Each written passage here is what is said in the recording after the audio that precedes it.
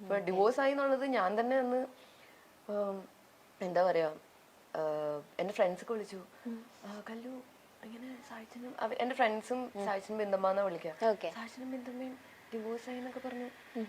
ഞാന് ഡിവോഴ്സ് ഞാൻ അറിഞ്ഞു. അപ്പത്തേക്ക് കുറച്ച് എന്റെ ക്ലോസ് ഫ്രണ്ട്സ് വിളിച്ചിട്ട് പറയും, എടി നമ്മുടെ സായിച്ചും ബിന്ദമ്മ ഡിവോഴ്സ് ആയി എന്ന് പറഞ്ഞല്ലോ, നീ പോയി പറയാന്നൊക്കെ.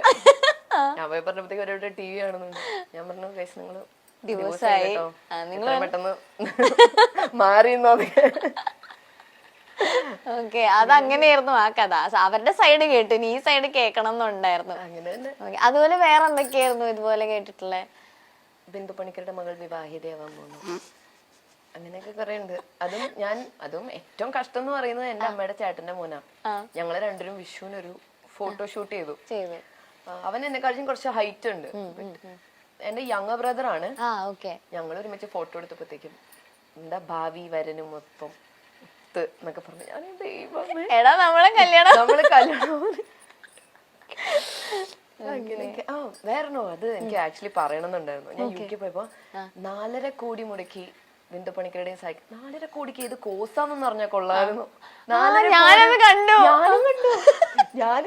അപ്പൊ എന്റെ ഫ്രണ്ട്സ് ഒക്കെ ഇനി 4 10 എന്ന് പറഞ്ഞു കമന്റ് കുറഞ്ഞു പോയിന്ന്. എനിക്ക് അറിയില്ല ഏത് കോഴ്സാണെന്ന് ആലോചിക്കും. 4.5 കോടി മുടക്കി കോഴ്സ് പഠിക്കാൻ. അവിടെ മനുഷ്യനെ ജീവിച്ചിട്ട് അവിടെ വേറെ പണി ചെയ്യുന്ന മനുഷ്യനവിടെ ജീവിച്ചോണ്ടിരിക്കണേ സൈഡായിട്ട്. ക്രേസിയാണ് അങ്ങനെ ഓരോ കാര്യങ്ങള്. പക്ഷെ ഇപ്പൊ അതൊക്കെ ശീലായി. ഇപ്പൊ ഓർക്കുമ്പോ ചിരി വരണ്ടല്ലേ. യു കെ പോയാലും വെറുതെ വിടില്ലല്ലോ ഒന്ന്. 4.5 കോടി ഞാൻ ഇപ്പോഴും ആലോചിക്കും, ഇതായിരിക്കും അങ്ങനെ കോഴ്സ് ഒക്കെ ഉണ്ടോ ഇത്രയും കോടിയൊക്കെ മുടക്കി. ഒരു ഇപ്പൊ എനിക്ക് തോന്നുന്നു ഭയങ്കര ഒരു സ്റ്റാർ കിഡ് ആണെങ്കിൽ പോലും അതിന് ഭയങ്കര ഒരു വാല്യൂ കൊടുത്തിട്ടോ. ഇപ്പൊ ചില ആളുകൾ നമ്മൾ അത് യൂട്ടിലൈസ് ചെയ്യാൻ നോക്കും, നല്ല രീതിയിൽ യൂട്ടിലൈസ് ചെയ്യാൻ നോക്കുന്ന ആളുകളുണ്ട്. പക്ഷെ കല്യാണിയുടെ ഇതിൽ തന്നെ നിന്ന് ചെയ്യാനായിട്ട് ശ്രമിച്ചു പോകുന്ന ഒരാളായിട്ട് എനിക്ക് തോന്നിയിട്ടുണ്ട്. അങ്ങനെ തന്നെയല്ലേ? സത്യം പറയുകയാണെങ്കിൽ അങ്ങനെ ആലോചിച്ചിട്ടില്ല. ഇപ്പൊ അമ്മയുടെ അച്ഛൻ്റെയും പോലെ അല്ല, എനിക്ക് എന്റേതായ ഒരു ഇത് വേണമെന്ന് ഞാൻ ചിന്തിച്ചിട്ടില്ല. എന്തൊക്കെ ഡാൻസ് ചെയ്തു ഇതെന്ന് പറഞ്ഞാലും എനിക്ക് ഇഷ്ടവും സായികുമാറിന്റെ ബിന്ദു പണിക്കരുടെ മകൾ കേൾക്കാൻ തന്നെയാണ്. എനിക്ക് അതിലൊരു ഇതുമില്ല. പിന്നെ അതിന്റെ കൂടെ ഡാൻസും ഇതും വന്നു, ഹാപ്പി. അങ്ങനെ അവർക്കും ഇതാക്കാൻ പറ്റുന്നുണ്ടല്ലോ. ലൈക്ക് എന്താ പറയാ, ഞാൻ കഴിഞ്ഞ ദിവസം എയർപോർട്ടിൽ എന്തോ നിക്കാൻ തോന്നുന്നു, എന്നെ അവര് വിസിറ്റ് ചെയ്തിട്ട് തിരിച്ചു പോയാൻ കണ്ട. അപ്പൊ ഒരു പെൺകുട്ടി വന്നിട്ട് അച്ഛനും അമ്മയും അവിടെ കോഫി കുടിച്ചിരിക്കും. ഞാൻ കുറച്ചും കൂടി മാറി വന്നിട്ട് കല്യാണിയുടെ അച്ഛനും അമ്മയല്ലേന്ന്. അവരെന്നിങ്ങനെ നോക്കി, അതെ മോൾ അവിടെ ഉണ്ടെന്ന് പറഞ്ഞു. അങ്ങനെ കുറച്ച് പേര് ചോദിക്കാറുണ്ട് ആക്ച്വലി. കുറച്ച് ഇപ്പോഴത്തെ എക്സ്പ്രഷൻ ആലോചിച്ചോണ്ടിരിക്കണേ. അതെ അവിടെ ഉണ്ട്. അങ്ങനെ കുറച്ച് പേര് ചോദിക്കാറുണ്ട്. പക്ഷെ അവർക്കത് ഭയങ്കര പ്രൗഡായിരിക്കും. അങ്ങനെയാണെങ്കിലും ഇങ്ങനെയാണെങ്കിലും നമ്മളൊക്കെ ഒരു ഫാമിലി. പക്ഷെ എനിക്ക് അച്ഛന്റെ അമ്മയുടെ മോളാന്ന് അറിയപ്പെടാനാണ് എനിക്ക്. അതെ. പിന്നെ പക്ഷെ എന്നാലും പുറത്തൊക്കെ ഇറങ്ങുമ്പോ ആളുകൾ എനിക്ക് തോന്നുന്നു ഈ റീൽസിലൊക്കെ ഇതായി കഴിഞ്ഞതിന് ശേഷം പുറത്തിറങ്ങുമ്പോ കൂടുതൽ പേര് ആ കല്യാണിനെ ഇതാക്കി തുടങ്ങിയത്. റീൽസ് ഒക്കെ ഒന്ന് മെച്ചപ്പെട്ടു വന്നപ്പോ ആൾക്കാര് തിരിച്ചറിയാൻ. ഈവൻ യു കെയിലൊക്കെ പോകുമ്പോഴും ഞാൻ അത്ഭുതപ്പെടാറുണ്ട് actually. Like I am grateful that ഇപ്പൊ ഒരു വഴി കൂടെ പോകുമ്പോ ഒക്കെ എനിക്കിപ്പോഴും ഓർമ്മയുണ്ട്. ഞാൻ സെൻട്രൽ ലണ്ടൻ അല്ല, ഈസ്റ്റ് ലണ്ടൻ ആണ്. ഞാൻ ഇങ്ങനെ നടക്കും, ഈവനിങ് നടക്കും, ചിലപ്പോൾ എനിക്ക് ക്ലാസ് ഇല്ലാത്ത സമയത്ത് നടക്കുമ്പോൾ ഒരു സ്വിഗ്ഗി അല്ല, അവിടെ എന്താ ഊബർ ഈറ്റ്സും അല്ല, ഡെലിവറു എന്ന് പറഞ്ഞിട്ടുണ്ട് ഒരു ആപ്പ്. അപ്പൊ ഡെലിവറി ചെയ്യണ ഒരു 40+ ഉണ്ടാവും. എനിക്ക് ബാക്കിൽ സൈക്കിൾ നിർത്തിയപ്പോ ഞാൻ പേടിച്ചു ആക്ച്വലി. സ്നാച്ചിങ് ഒക്കെ ഭയങ്കര കൂടുതലാണ്. ഞാൻ വിചാരിച്ചു സ്റ്റാബിങ് ഒക്കെ കൂടുതൽ ആക്ച്വലി അവിടെ. ഞാൻ പേടിച്ചു. ഞാൻ നോക്കിയപ്പോഴത്തേക്ക് അവര് അയ്യോ പേടിക്കണ്ട, മലയാളി, അതെ സായികുമാറിന്റെ മോളല്ലേ. ഞാൻ പറഞ്ഞു അതെ, അയ്യോ എനിക്ക് ഭയങ്കര ഇഷ്ടമാട്ടോ എന്നൊക്കെ പറഞ്ഞ ഒരു സെൽഫി ഒക്കെ എടുത്തിട്ട് പോയി. അതൊക്കെ ഒരു സന്തോഷല്ലേ നാട്ടിലൊക്കെ. എന്താ ചേട്ടാ, കോമഡി ആണെങ്കിലും സീരിയസ് ആണെങ്കിലും ഏത് വേഷവും അനായാസമായി കൈകാര്യം ചെയ്യാൻ കഴിയുന്ന ഒരാളാണ് ബിന്ദു പണിക്കർ. 1992 സിബി മലയിൽ സംവിധാനം ചെയ്ത കമലദളത്തിലൂടെയാണ് ബിന്ദു പണിക്കർ ചലച്ചിത്ര രംഗത്തെത്തിയത്. ഏറെക്കാലമായി നടൻ സായികുമാറിനൊപ്പം ലിവിംഗ് ടുഗദറിലായിരുന്നു ബിന്ദു പണിക്കർ. 2009 ബിന്ദു പണിക്കർ സായികുമാറിനെ വിവാഹം ചെയ്യുന്നത്. ഇപ്പോൾ അച്ഛന്റെയും അമ്മയുടെയും സ്നേഹപുത്രിയായി വളരുകയാണ് ഏകമകൾ കല്യാണി. സിനിമയെ പറ്റി സംസാരിക്കാനും ലൈക്ക് എനിക്ക് ഇവരുടെ കാര്യങ്ങൾ കുറെ കേൾക്കാനും ഒക്കെ ഭയങ്കര ഇഷ്ടമാണ്. ഓരോ കഥകളൊക്കെ പറയുമായിരിക്കുമല്ലോ പണ്ടത്തെ സെറ്റില്. ഓരോ കഥകൾ സെറ്റിലൊക്കെ പോവാറുണ്ടായിരുന്നു കല്യാണി? പോയിട്ടുണ്ട്. ഇപ്പൊ അങ്ങനെ പോയിക്കൂടായികയൊന്നുമില്ല, പോവുകയൊക്കെ ചെയ്യും. പോകും. ഓക്കെ. പിന്നെ സായിച്ചേട്ടൻ പറഞ്ഞൊരു കാര്യം, എല്ലാവരും പറഞ്ഞു നിങ്ങളെ കുത്തിപ്പൊക്കാമോ. അല്ല ഇത് പ്രത്യേകിച്ച് ഞാൻ പറഞ്ഞില്ല, ഇപ്പൊ ഈ റീസെന്റ് ഇന്റർവ്യൂല് ഞാൻ ഇരുന്ന് കണ്ടപ്പോ ഫുൾ കല്യാണിയാ. അപ്പൊ അവര് പറഞ്ഞതിന്റെ മറുപടി നമുക്ക് കല്യാണി എന്നാണല്ലോ കിട്ടണത്. അതെ, അപ്പൊ എനിക്ക് കല്യാണം കിട്ടുമ്പോ ഞാനത് ചോദിക്കണമല്ലോ. വീട്ടിലെ ഏറ്റവും വലിയ പിശുക്ക് കല്യാണിയാന്നാ പറയുന്നത്. അച്ഛാ പിശുക്കാണെന്നൊക്കെ പറഞ്ഞ അത് ഭയങ്കര എനിക്ക് അറിഞ്ഞൂടാ. ഞാൻ പൊതുവെ അങ്ങനെയാണ്. അത് നല്ലതാണോ ചീത്തയാണോന്ന് സത്യം പറഞ്ഞാൽ പൊതുവെ ഞാൻ ഏതാണ്ട് എനിക്ക് സായിച്ചേട്ടൻ പറഞ്ഞപ്പോ കണക്ട് ചെയ്യാൻ പറ്റുന്നുണ്ടായിരുന്നു. പ്രത്യേകിച്ച് പറഞ്ഞത് മറ്റേ ഫുഡ് ഓർഡർ ചെയ്യുമ്പോൾ എവിടെ ഒരു 10 രൂപ കൊണ്ട് അയ്യോ ഇത്രയും രൂപയോ, ഇത് വേണ്ട, എന്നിട്ട് വീണ്ടും ബാക്ക് അടിച്ചാളയോ. അത് അച്ഛൻ്റെ അമ്മയുടെയും അച്ഛനമ്മയുടെയും പൈസ ആണെങ്കിലും ഇപ്പൊ എന്റെ കയ്യിൽ നിന്നുള്ള പൈസ ആണെങ്കിലും എല്ലാം നമുക്ക് എന്റെ കയ്യിൽ നിന്നുള്ള പൈസ എന്ന് പറഞ്ഞാൽ കുറച്ചുകൂടി പിശുക്ക് കൂടുമല്ലോ. അതെ, നമ്മളുടെ ആണല്ലോ, നമ്മളുടെ അധ്വാനാണത്. 10 രൂപ. അതെ, ഓവർ പിശുക്കൊന്നും ഇല്ല കേട്ടോ.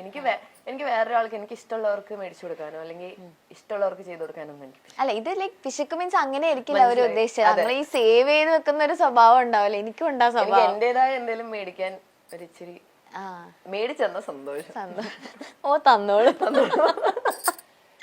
ഓക്കെ. വീട്ടില് അച്ഛൻ അമ്മ ഈ ഒരു ഫീൽഡിൽ നിൽക്കുമ്പോഴേക്കും വരുന്ന ലൈക്ക് കോമൺ ആയിട്ട് വരുന്ന കുറെ ഗസ്റ്റ് ഒക്കെ ഉണ്ടാവും. ലൈക്ക് ഇപ്പൊ നമ്മളുടെ സെലിബ്രിറ്റീസ് ഒക്കെ ആയിക്കോട്ടെ, എപ്പോഴും വീട്ടിലേക്ക് വരുന്ന ഒരു ഗസ്റ്റ് ആയിരുന്നു കല്യാണി ചെറുതിലേ തൊട്ട് കാണുന്നത്. അങ്ങനെ സെലിബ്രിറ്റീസ് ഇവര് എന്ന് പറഞ്ഞാ ഞാൻ എപ്പോഴും പറയും നിങ്ങൾ എന്ത് സെലിബ്രിറ്റീസ് ആണെന്ന് ഞാൻ ചോദിക്കാറുണ്ട്. ഇവരെ ഒരു ഷൂട്ട് ലൊക്കേഷനിൽ പോയി ഒരു പരിപാടിക്ക് പോവാ, എല്ലാരോടും സംസാരിച്ചു, എല്ലാരോടും നല്ല, എന്നിട്ട് അങ്ങനെ അങ്ങ് വരും. നിങ്ങക്ക് കുറച്ചൊരു സ്പെൻഡ് ഒക്കെ ചെയ്ത് കുറച്ച് അവര് പോവാ, എല്ലാത്തിലും കൂടുക, തിരിച്ചു വരിക. കോണ്ടാക്ട്സും അതെ അങ്ങനെയാണ്. ഞാൻ അങ്ങനെ ആരെയും അങ്ങനെ എല്ലാരെയും കണ്ടിട്ടുണ്ട്. ഓരോരുത്തർ സ്ക്രിപ്റ്റ് പറയാനൊക്കെ വന്നിട്ടുണ്ട്. അതല്ലാണ്ട് ഒന്നിൽ കൂടുതൽ വന്ന ഒരാള് പറയാൻ എനിക്ക് അറിയില്ല. അല്ല ലൈക്ക് എപ്പോഴെങ്കിലും അവരുടെ രണ്ടുപേരുടെ ഒരു കോമൺ ഫ്രണ്ട് ആയിട്ട് എപ്പോഴും ഒരാൾ, ഇപ്പൊ അച്ഛനും ആണെങ്കിലും അല്ലെങ്കിൽ അമ്മയ്ക്കാണെങ്കിലും അങ്ങനെ ഉണ്ടാവും. ഞാൻ കോളിൽ ഏറ്റവും കൂടുതൽ കണ്ടത് ഇന്നസെന്റ് അങ്കിളാണ്. എല്ലാ കാര്യത്തിലും എന്തുണ്ടെങ്കിലും വിളിച്ചു പറയേ, അതൊക്കെ ഞാൻ എപ്പോഴും കേട്ടിട്ടുള്ള ഒരു ശബ്ദം അദ്ദേഹത്തിന്റെയാണ്. ഇന്നസെന്റ് അങ്കിളുടെ കോളിൽ എപ്പോഴും ഞാൻ ചില സമയത്ത് വിളിക്കുമ്പോ ഒക്കെ സ്പീക്കർ ഇട്ട് ഞാനും കേൾക്കാറുണ്ട്. ഭയങ്കര രസമാണ്. നമ്മളെ ഭയങ്കരമായിട്ടും മോട്ടിവേറ്റ് ചെയ്യുന്ന ഒരു ടോക്കായിരുന്നു. അതില് കല്യാണിക്കേട്ടൻ നല്ല പണി വെക്കുന്നുണ്ട് രണ്ടുപേരും കൂടെ. എന്റെ പേര് മാത്രമേ നിങ്ങൾ എന്തിനാണ് എന്റെ പേര് എടുത്തിട്ട് ചോദിക്കുന്ന ചോദ്യം അതേ ഉള്ളൂ. അതെ, മൊത്തം കല്യാണി കല്യാണി കല്യാണി. ഓക്കെ, എനിക്ക് അറിഞ്ഞൂടെ എന്റെ ചേച്ചി. അല്ല പക്ഷെ അതൊക്കെ എന്നിട്ട് സായിച്ചനടക്ക് പറയുന്നുണ്ട്, ഈശ്വര ഇത് അറിഞ്ഞു കഴിഞ്ഞാൽ ഇവളെന്നെ കൊല്ലും, എന്നാലും കുഴപ്പമില്ല പറയാന്ന് പറഞ്ഞിട്ടാണ് ചേട്ടൻ അതിരുന്ന് പറഞ്ഞുകൊണ്ടിരിക്കണേ. എനിക്ക് തോന്നുന്നു അതിൽ ഏറ്റവും കൂടുതൽ പറഞ്ഞൊരു കാര്യം സിനിമയുടെ കാര്യമായിരുന്നു പറഞ്ഞത്. പക്ഷെ അതിനെക്കുറിച്ചൊരു ഡിസ്കഷൻ ഉണ്ടായിട്ടില്ല, ഇതുവരെ സംസാരിച്ചിട്ടില്ല, അങ്ങനെ ചോദിച്ചിട്ടേ ഇല്ല എന്ന് ചേട്ടൻ ഇങ്ങനെ പറയുന്നുണ്ടായിരുന്നു. ആ ഒരു ഫീൽഡിനോട് ഒരു ഇൻട്രസ്റ്റ് ഇല്ല എന്നല്ല, തീർച്ചയായിട്ടും എനിക്ക് ഇൻട്രസ്റ്റ് ഉണ്ട്. ലൈക് ഡാൻസും അതും ഈ ഒരു ആർട്ടിസ്റ്റിക് സംഭവങ്ങൾ എനിക്ക് ഭയങ്കര ഇഷ്ടമാണ്. പിന്നെ ഞാൻ പഠിക്കാൻ പോയി, അത് കഴിഞ്ഞു, ഇനി അറിയില്ല ഭാവിയിൽ ചിലപ്പോ പിന്നെ ലാലേട്ടന്റെ സ്ക്രിപ്റ്റ് ഒക്കെ വരണ്ടേ. അതെ എന്റെ ദൈവമേ. അല്ലേ, അതെനിക്ക് കുറെ നാൾ മുന്നേ ഉള്ള ഒരെണ്ണത്തിൽ ഞാൻ കണ്ടിരുന്നു. ആരുടെ കൂടെ അഭിനയിക്കണം ചോദിച്ചപ്പോ ലാലേട്ടന്റെ പേര് ഇങ്ങനെ പറയുന്നുണ്ടായിരുന്നു. അവരെയൊക്കെ ആർക്കാ ഒരു ആഗ്രഹം ഇല്ലാത്തത് ലാലേട്ടന്റെയും മമ്മൂക്കയുടെയും പൃഥ്വിരാജിന്റെയും കൂടെ ഒക്കെ അഭിനയിക്കും. അതെ. പിന്നെ സായിച്ചേട്ടൻ പറഞ്ഞത് എനിക്ക് തോന്നുന്നു ബിന്ദു ചേച്ചിയേക്കാൾ കൂടുതൽ കുറച്ചുകൂടെ കണക്ട് ആയിട്ടുള്ള സായിച്ചേട്ടൻ്റെ അടുത്താണല്ലേ. എവിടെ പോയാലും വിളിച്ച് പറയും എന്ന് പറഞ്ഞു. അച്ഛൻ ഇടക്ക് വാസുവണ്ണനാവുന്നോണ്ടാണോ അത് പേടിച്ചിട്ട് വിളിച്ചു പറയാണ്? അല്ല ഈ എന്താ പൊതുവെ കുറച്ചുകൂടി ശാന്തമായ കാര്യങ്ങൾ ഡീൽ ചെയ്യുന്ന അച്ഛനാണ്. അത് മാത്രം, അത് എവിടെ പോയാലും അങ്ങനെ വിളിക്കും. അച്ഛൻ ത്രൂ അമ്മയിലേക്ക് കണക്ട് ചെയ്യാനുള്ള പ്ലാൻ ആണോ അത്? അതിന് എന്തെങ്കിലും ചെറിയ കളത്തരൊക്കെ ഉണ്ടെങ്കിൽ ആദ്യം അച്ഛനോടെ പറയുള്ളൂ, വഴി ഇങ്ങനെ അമ്മയോട് പൊക്കോളും. അല്ല പൊതുവെ സായിച്ചേട്ടൻ എങ്ങനെയാ ഇപ്പൊ ഒരു കാര്യങ്ങളൊക്കെ ഓപ്പൺ ആയിട്ട് സംസാരിക്കുമ്പോ ഒക്കെ? അധികം ഇപ്പൊ എന്തെങ്കിലും കാര്യം ഉണ്ടെങ്കിൽ തന്നെ അധികം വഴക്ക് പറയുമോ അല്ലെങ്കിൽ അധികം അതിനെ പറ്റി സംസാരിക്കാം ഒന്നുമില്ല. തോന്നുന്ന കാര്യങ്ങള് പറയേണ്ട രീതിയിൽ കുറച്ച് പറയുള്ളൂ. പക്ഷെ പറയുന്നതില് എന്തെങ്കിലും വഴക്കൊക്കെ പറയണേ അങ്ങനെ. പക്ഷെ പൊതുവെ വീട്ടില് ഭയങ്കര കാം പേഴ്സൺ ആണ്. ഇപ്പൊ ഞാൻ ശരിക്കും ഓപ്പൺ ആയിട്ട് ചോദിക്കുകയാണെങ്കിൽ സ്ക്രിപ്റ്റും കാര്യങ്ങളൊക്കെ സിനിമയുടെ ബേസ് ചെയ്തിട്ടൊക്കെ വരുന്നുണ്ടാവുമല്ലോ കല്യാണിക്ക്. എന്തുകൊണ്ടാ ഇപ്പൊ വേണ്ടെന്നുള്ളൊരു ഡിസിഷൻ? ഇപ്പൊ വേണ്ടെന്നല്ല, ലൈക് നമുക്ക് ചെയ്യാൻ പറ്റുന്ന ഒരു ക്യാരക്ടറിനെ വേണ്ടിയിട്ടല്ലേ ഉള്ളൂ. എനിക്ക് അറിയില്ലല്ലോ എന്താണ് ഏതാണെന്നൊന്നും അറിയില്ല. ഉണ്ടെങ്കിൽ വരുമ്പോ കാണാം, അത്രയും സന്തോഷം. അപ്പൊ ചെയ്യാന്നുള്ളൊരു മൈൻഡില്. ഓക്കെ. എന്നാൽ ഈ ഒരു ഫീൽഡിൽ നിൽക്കുമ്പോ അച്ഛനും അമ്മ എന്തൊക്കെ കാര്യങ്ങളാണ് പറഞ്ഞു തന്നിട്ടുള്ള ഈ ഒരു ലൈക്ക് ഒരു സിനിമാ ഫീൽഡിനെ ഒക്കെ കുറിച്ചിട്ട്? സിനിമ ഫീൽഡിനെ പറ്റി അങ്ങനെ കാര്യമായിട്ട് പറയേണ്ട ആവശ്യമില്ലല്ലോ. എന്റെ വീട്ടിൽ തന്നെയുള്ള രണ്ടുപേരും അവരുടെ ഒരു മൂവി കഴിയുമ്പോൾ തന്നെ അവർ പറയുന്ന കാര്യങ്ങൾ എനിക്ക് കേൾക്കാവുന്നതേ ഉള്ളൂ. പിന്നെ അതിൻ്റെതായ ഉപദേശങ്ങൾ എപ്പോഴും അവര് പണ്ടും ഇന്നും എപ്പോഴും തരും. ഓക്കെ. ഇവരുടെ രണ്ടുപേരും ചെയ്ത സിനിമകളിൽ ഇപ്പൊ ഏറ്റവും ഒരു ഇഷ്ടമുള്ള ക്യാരക്ടർ ഉണ്ടാവില്ലേ, അതേതായിരിക്കും? ഓൾ ടൈം ആണോ ഇപ്പൊ ഇറങ്ങിയതാണോ? All time. ഓൾ ടൈം അമ്മയുടെ ഞാൻ കുറെ വട്ടം പറഞ്ഞിട്ടുണ്ട് ഇത്. എനിക്ക് അമ്മയുടെ ജോക്കർ എന്ന് പറഞ്ഞ മൂവിയിലെ that is my all time favourite. Like അമ്മയുടെ ഏറ്റവും നല്ലൊരു പെർഫോം, ഏറ്റവും നല്ലതെന്ന് എനിക്കറിയില്ല, എനിക്ക് ഭയങ്കര ഇഷ്ടമുള്ളൊരു ക്യാരക്ടറാണ്. പിന്നെ അച്ഛൻ അങ്ങനത്തെ ഒരു സീരിയസ് റോൾ എടുത്തു പറയാൻ പറ്റില്ല. ഒരുപാട് ക്യാരക്ടർ ഉണ്ട്, എനിക്ക് ഒത്തിരി ഇഷ്ടമുള്ള ക്യാരക്ടേഴ്സ് ഉണ്ട്. പക്ഷെ എനിക്ക് മൈ ബോസ് ഭയങ്കര ഇഷ്ടം. എന്താ അറിയില്ല, കുറച്ചുകൂടി റിയൽ ഫാദർ ആയിട്ട് എനിക്ക് തോന്നും. That is actually him. അങ്ങനെയാണല്ലേ? That is actually him actually. അങ്ങനെയാണ്. ഒരു കോമഡി റിലാക്സേഷൻ ഒക്കെ ഹാൻഡിൽ ചെയ്യാൻ പറ്റുന്ന ഒരു ആളാണ്.